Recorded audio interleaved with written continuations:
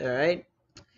Well, this is a review that I've been wanting to do for a couple weeks now, and I finally managed to see the movie yesterday. So I'm gonna assume, since this is a Pixar movie, that most of the people that are on YouTube now around my age have probably seen this movie or the first movie. So with that being said, I will go over the plot of Incredibles 2 just to be nice. So yeah, this is a movie that I don't know when the actual production on this film started, but it was certainly a movie that was 14 years in the making, and a lot of it really delivered. Parts of it were this. I can't really point my thumb down because that would be a huge insult to all the good the movie did. In terms of how good the movie was. So this movie takes place pretty much where the last movie ended and goes from there.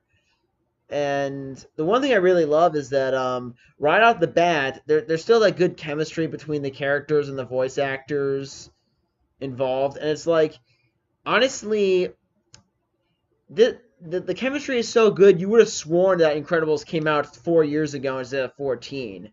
You know, it's still there. The strong writing is still there. The great characters are still there. The performances are still strong.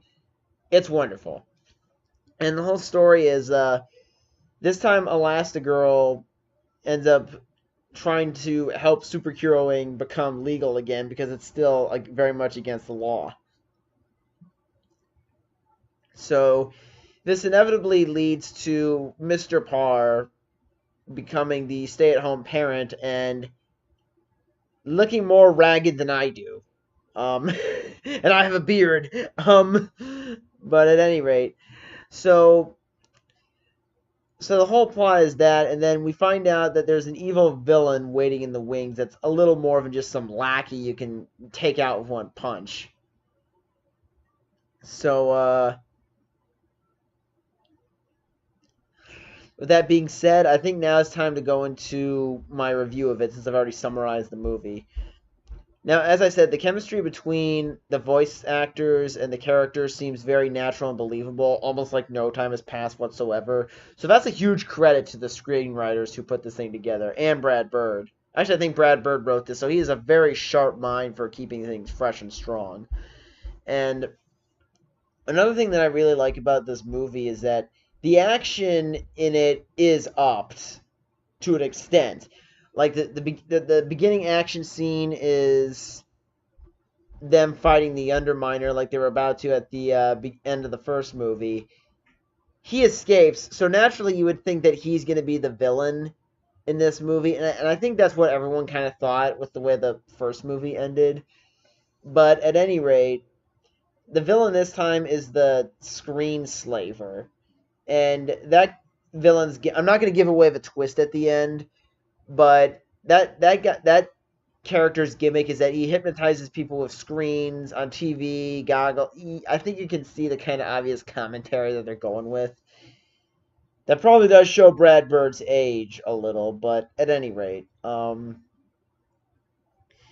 so yeah, when I realized watching the trailer that the punchline of this movie was going to be that Mr. Parr has to be a stay-at-home dad and he's doing his best, but ends up having his ass dragging throughout most of it. Um, I honestly thought when I first realized that from the trailers, a part of me kind of groaned because I didn't really think. I kind of thought that this was just a lame way to continue the story, but it really worked. I do like how he's having trouble helping the son with his math homework, helping his teenage daughter with her social life, and trying to take care of the baby who I think everyone knows by now ends up having superpowers. Um, So there's a lot going on at home, and that the action scene near the middle of the movie where Elastigirl, Mrs. Parr, is trying to save a runaway L train. Well, actually, more of a runaway monorail, but that was action packed. The animation was very energized. It seemed it seemed very much like not only has the technology been upped to make the characters look more realistic and awesome, but the energy and detail and craftsmanship of the action scenes in the first two-thirds of the movie, amazing. Very inspired piece of work. It's even better than some of the stuff in Frozen, which I thought was really impressive too. But the final fight, yeah, the final fight at the end of the movie, it seems a little underwhelming because they're trying to stop this boat from crashing into a city that has enslaved several citizens that can make the superhero activities legal again. And honestly, because in the first movie, while it was a typical superhero movie at the end, they were fighting in a big city. Buildings were getting destroyed. People were probably getting killed left and right. In this movie, you see that with the opening fight scene with the Underminer, and then you also see a little bit of that in other parts of the movie. But the problem is when you're making a superhero movie full of a lot of action, you need to up the stakes and the ante as the film progresses from beginning to end.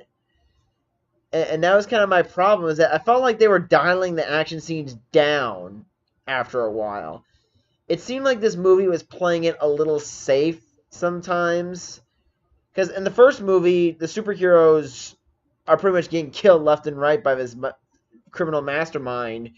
In this one, they're getting enslaved, they're being brainwashed, but no one's really dying. There's not that many stakes. It seems like the only thing that makes this movie even remotely worthy of a PG rating is the swearing and the alcoholic beverages that you see people drink. No one gets drunk, but that I do kind of like how Brad Bird makes movies that are meant for, kids ages 12 and up and families, because there are some scenes in here that I think adults would understand a little more, but kids probably would not get the idea very easily.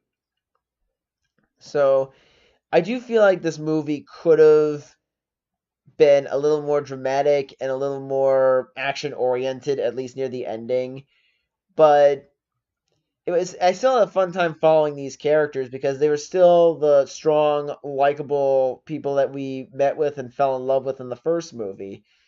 And all in all, I think this is one of those movies where it's like I'm pretty sure anyone seeing this movie has already seen the first one.